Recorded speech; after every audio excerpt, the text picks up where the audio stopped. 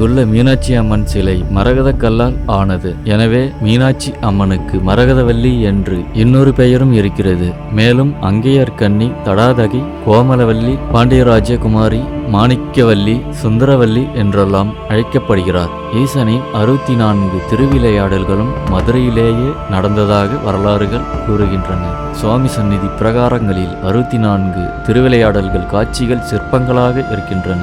இக்கோவிலின் தலமரம், கடம்பம், புனித நீர், பொற்றாமரை குளம் மற்றும் வைகை. பல 100 வருடங்களுக்கு முன் இங்குள்ள பொற்றாமரை குளத்தில் கிடைக்கப்பெற்ற படிகலிங்கம் இன்றும் மதுரை ஆதீனத்தில் வழிபாட்டில் உள்ளது. நவக்கிரகங்களில் புதனுக்குரியதாக கூறப்படுகிறார். சுந்தரேஸ்வரர் சொக்கநாதர் என்றும் அறியப்படுகிறார். புதனுக்கான பரிகாரங்களை இக்கோவிலில் உள்ள சிவனுக்கு செய்வது வழக்கமாக இருக்கிறது. மதுரையில் உள்ள மீனாட்சி சுந்தரேஸ்வரர் கோவிலில் மீனாட்சி அம்மனை வழிபட்ட பின்பே சுந்தரேஸ்வரரை வழிபடும் வழக்கம் நீண்டகாலமாக கடைபிடிக்கப்பட்டு வருகிறது.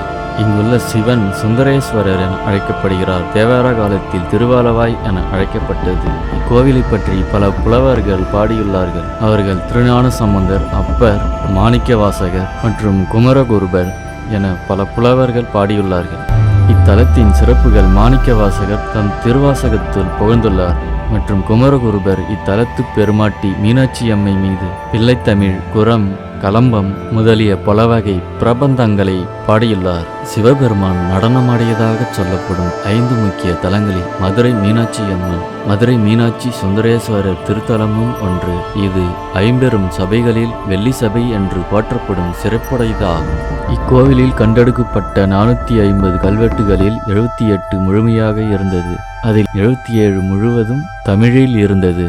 அதில் 1 சமஸ்கிருதத்திலும் தேவநாகரிக மொழியில் எழுதப்பட்ட 1 வரி கல்வெட்டும் இருந்தது. 23 துண்டு கல்வெட்டுகளும் 351 சிறிய துண்டு கல்வெட்டுகளும் உள்ளது.